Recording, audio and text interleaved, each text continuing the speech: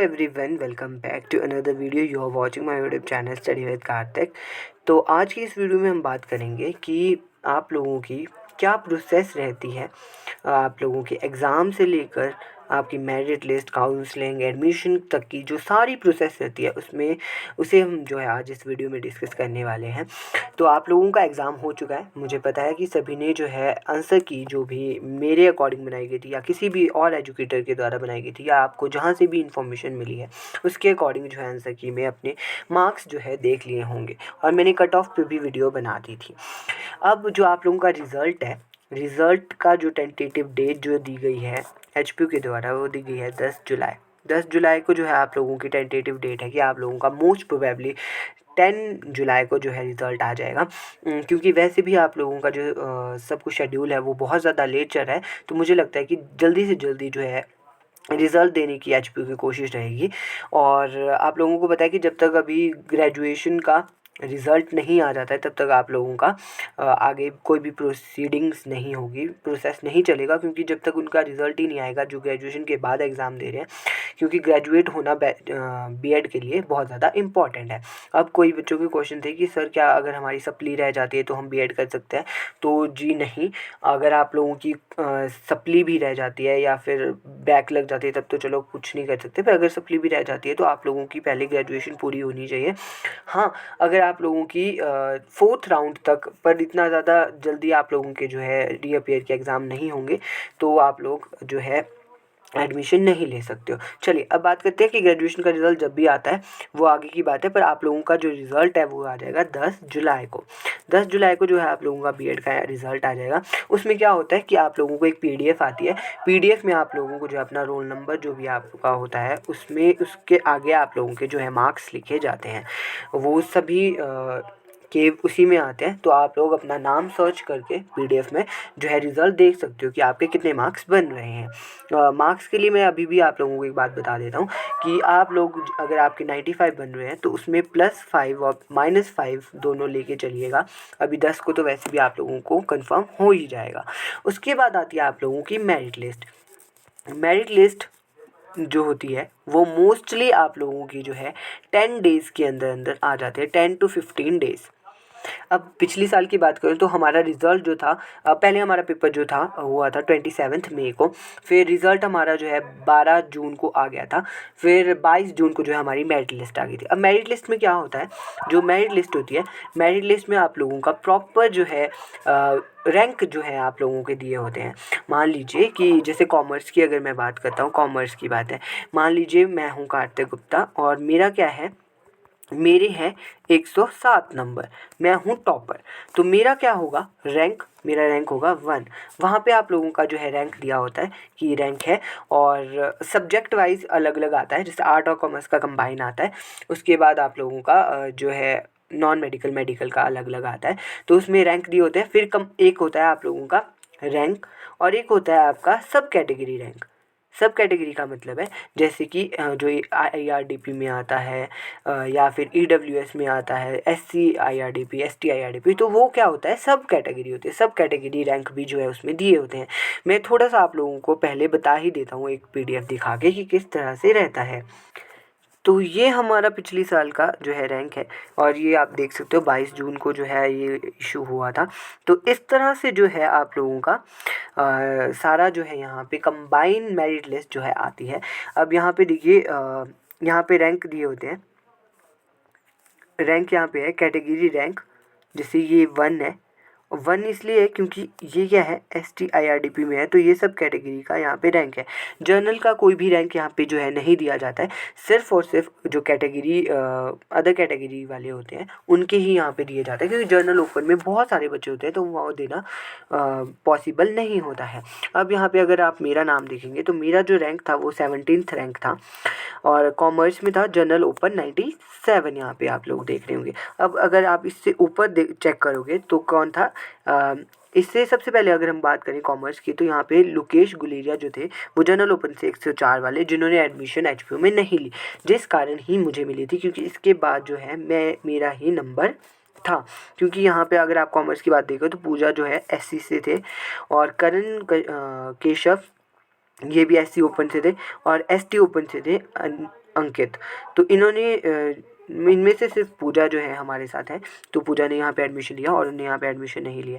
तो इसके बाद जो है मेरा यहाँ पे 17 था, क्योंकि ये आर्ट और कॉमर्स का जो है कंबाइन आता है। ठीक है, तो यहाँ से जो है आप लोगों को थोड़ा सा अपना आइडिया पता चल जाएगा कि आप लोगों का नंबर कहाँ पड़ सकता है, क्योंकि इससे आप लोगों को पता चल जाएगा कि मेरे से ऊपर इतने सारे बच्चे हैं, तो मेरा एचपीयू में होगा कि नहीं होगा, धर्मशाला में होगा, वो आप लोगों को थोड़ा सा आइडिया आप लोगों को यहाँ से लग जाता है। क्योंकि इसमें जो है सारे आते हैं, 308 पेजों का ये जो है पीडीएफ है सिर्फ आर्ट और कॉमर्स का। तो इस तरह से 22,000 लोगों ने जब भरा होता है तो इतने सारे आप लोगों को चेक करने पड़ते हैं। ठीक है, इसके बाद जो है यहाँ पे जो है आप लोगों को एक और चीज़ अगर मैं आप लोगों को दिखाऊं, तो यहाँ पे जो है कंबाइंड मेरिट रैंक दिए होते हैं। ठीक है, कंबाइंड मेरिट में मेरा 17th रैंक था। तो इस तरह से थोड़ा सा आप लोगों को इससे जो है आइडिया लग जाता है कि आपको कहाँ एडमिशन मिल सकती है। उसके बाद चलते हैं पेज पे। अब जब आप लोगों की मेरिट लिस्ट आ जाती है, उसके बाद जो है आप लोगों का काउंसलिंग का जो है शेड्यूल आता है। अब काउंसलिंग के शेड्यूल में क्या होता है कि उसमें आप लोगों के 4 राउंड होते हैं काउंसलिंग में। अब ध्यान से सुनिएगा, 4 राउंड होते हैं। First round, second round, third round and 4th round. ठीक है, 4 राउंड होंगे आप लोगों के। जो 4th होता है वो मॉप अप राउंड होता है, वो एंड राउंड होता है। सबसे पहले जो है अलॉटमेंट होती है यहाँ पे। फर्स्ट राउंड में क्या होगा आप लोगों का, फर्स्ट राउंड में हम जब काउंसलिंग भरेंगे उसमें जो है 500 जो है आप लोगों की फ़ीस लगती है, और एक ही बार जो है फ़ीस लगती है। अगर आप लोग 2-3 काउंसलिंग भी अटेंड करते हो तो सिर्फ और सिर्फ आपके 500 रुपये जो है स्टार्टिंग में फ़ीस लग जाएगी। उसी से आप जो है 4th राउंड तक जो है अप्लाई कर सकते हो। और कई बच्चे ऐसे होते हैं कि वो उनको सेकंड या थर्ड में भी नहीं मिलता है, तो 4th राउंड में उनको कहीं पे अगर सीट बची होती है तो वहाँ पे मिल सकता है। अब क्या होता है कि फर्स्ट राउंड में आपने क्या करना होता है, जैसे कि मैंने देखा कि मेरे 17th रैंक है, तो मुझे पॉसिबिलिटी लगी कि मुझे एचपीयू मिल सकता है।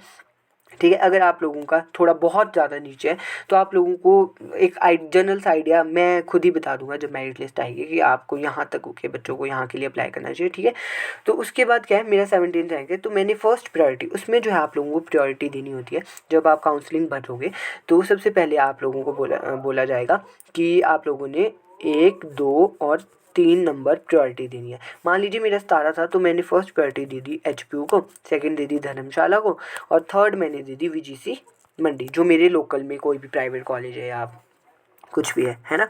और कई बच्चे ऐसे होंगे जिन्होंने लेनी किसी प्राइवेट कॉलेज में होगी, जैसे मान लीजिए अभिलाषी में लेनी है तो वो फर्स्ट प्रायोरिटी अभिलाषी को देंगे। अब एचपीयू वाले क्या करेंगे, फर्स्ट काउंसलिंग में जब मैंने सबमिट कर दिया उसके बाद क्या होता है कि उसके बाद आता है आप लोगों का रिजल्ट काउंसलिंग का। अब एचपीयू वाले क्या करेंगे, एचपीयू वाले 17वां रैंक देंगे। अगर वो एचपीयू के लिए हो जाता है तो उसको एचपीयू अलॉट हो जाएगा। अगर एचपीयू में मेरा नंबर नहीं आ सकता है, मेरे से ऊपर कोई और है, उसको वो सीट मिल गई है, तो मुझे फिर क्या होगा, फर्स्ट राउंड में ही धर्मशाला अलॉट हो जाएगा। अगर धर्मशाला में भी जगह नहीं बचती है मेरी रैंक के अकॉर्डिंग, तो मुझे कौन सा हो जाएगा, मुझे जो मेरा थर्ड प्रायोरिटी हो जाएगा। अगर मेरा थर्ड प्रायोरिटी के लायक नंबर भी नहीं है तो होगा कि तो आपको आएगा कि आपको नेक्स्ट राउंड भरना है, इसमें आपको कोई भी कॉलेज जो है अलॉट नहीं हुआ है। 3 से 4 जो है आप लोगों को प्रेफरेंसेस भरनी होती है। अब मुझे एग्जैक्ट याद नहीं आ रहा 3 भरनी होती है कि 4 या 5, मतलब कुछ ऐसी प्रायोरिटीज़ देनी होती है आप लोगों की कि आपको एडमिशन कहाँ चाहिए। ठीक है, तो ये सब कुछ डिपेंड करेगा आप लोगों की मेरिट लिस्ट पे। जैसे ही मेरिट लिस्ट आएगी मैं आप लोगों को अच्छे से समझा दूंगा कि आपको कहाँ के लिए अप्लाई करना है। क्योंकि बहुत से बच्चे क्या होते हैं, जैसे कि फर्स्ट काउंसलिंग में ही मान लीजिए मेरा है 758 नंबर रैंक है, तो फर्स्ट प्रेफरेंस में ही एचपीयू भर देंगे। भाई एचपीयू में कैसे होगा, इतनी नीचे हो अगर आप, तो आपका एचपीयू में हो ही नहीं सकता। बच्चे लगे रहते हैं एचपीयू भरने। और सेकंड धर्मशाला, इस वजह से कहीं अगर धर्मशाला में नंबर पढ़ना हो तो धर्मशाला पे भी नंबर नहीं पड़ेगा। इसलिए क्या है, इसलिए अपनी जो मेरिट लिस्ट होगी उसको ढंग से एनालाइज करना है और उस अकॉर्डिंग भरना है। क्योंकि कई बार ऐसा होता है कि मान लीजिए यहाँ आपने सेकंड या थर्ड तक जो है आप एचपीयू के लिए अप्लाई करते रहे, एचपीयू के लिए करते रहे और फिर धर्मशाला में भी फुल हो गई, तो फिर तो आपको गवर्नमेंट सीट मिलेगी ही नहीं। ठीक है, और फिर प्राइवेट में आपको लेनी पड़ेगी।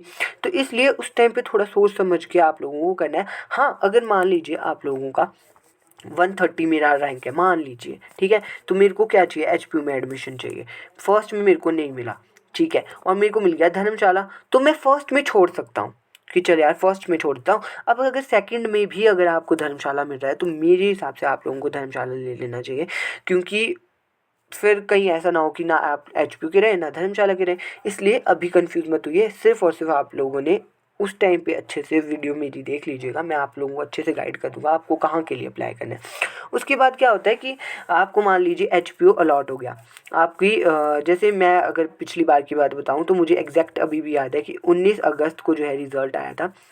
19 अगस्त को रिज़ल्ट आया, उसमें जो है आप लोगों को एक फॉर्म आता है, उसमें होता है कि अलॉटेड कॉलेज।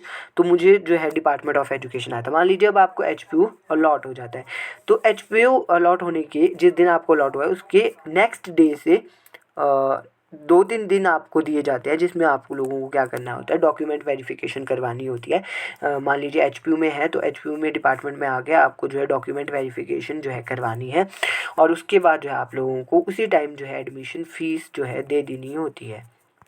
एडमिशन फ़ीस आप जब दे दोगे तो आप लोगों की एडमिशन हो जाएगी। तो ये जो है पूरा आप लोगों का प्रोसेस रहता है। अगर आपको फर्स्ट में नहीं मिलता है तो आपको सेकंड के लिए अप्लाई करना है, सेकंड में नहीं मिलता है जो कॉलेज भी आपको चाहिए तो आपको थर्ड के लिए अप्लाई करना है। और फोर्थ राउंड ऐसा राउंड होता है कि जिसमें कि आपको जहाँ पे भी अब फिर थोड़ी बहुत सीटें बची होगी तो फिर वो आप लोगों को जो है मिल जाएगा। ठीक है, तो फोर्थ राउंड होता है मॉपअप राउंड। मॉपअप राउंड में आपको कहीं पे अगर सीट बची होगी तो वो आप लोगों को मिल जाएगी। तो ये जो है पूरा हमारा जो है प्रोसेस रहता है। तो अभी हम बात जो है यहाँ पे कर ही लेते हैं। तो हम बात कर लेते हैं कि आप लोगों को हॉस्टल का क्या होता है। मान लीजिए मेरी एडमिशन होती है 20 अगस्त को। 20 अगस्त को मैंने डिपार्टमेंट में जो है फ़ीस सबमिट करा दी। उसी दिन जो है आप लोगों का पोर्टल खुल जाएगा हॉस्टल का। हॉस्टल के लिए आप लोगों ने ऑनलाइन जो है अप्लाई करना है एचपीयू में। एचपीयू की बात कर रहा हूँ और धर्मशाला का मुझे नॉलेज नहीं है, एचपीयू की बात कर रहा हूँ। एचपीयू में जो बॉयज़ एंड गर्ल्स के लिए हॉस्टल है तो ऑनलाइन अप्लाई करना होता है। फिर जो है जो हमारा डिपार्टमेंट है वो वेरीफाई करता है कि इस बच्चे ने एडमिशन ले लिया है, तो वो चीफ वार्डन ऑफिस को उसको फॉरवर्ड कर देता है। उसके बाद जो है आप लोगों को हॉस्टल मिलने में बहुत ज़्यादा टाइम लगता है। आप ऐसा मत सोचिएगा कि आपको एकदम से मिल जाएगा।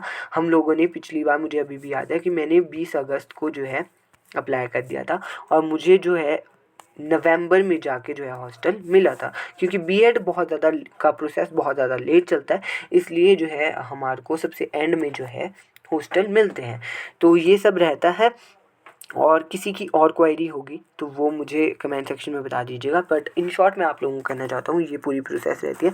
वेट करिए रिज़ल्ट का। रिज़ल्ट वाले दिन आप लोग देख लीजिएगा आपके कितने मार्क्स बन रहे हैं, और मैं फिर उसके बाद एक कट ऑफ वाली वीडियो टाइप कुछ बना दूंगा, मतलब जब मेरिट लिस्ट आएगी, ताकि आप लोग ज़्यादा कंफ्यूज ना हो, कि आप लोगों को थोड़ी समझ आ जाए कि आप लोगों ने कहाँ के लिए अप्लाई करना है।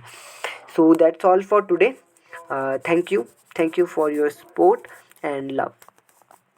सब्सक्राइब ज़रूर करें।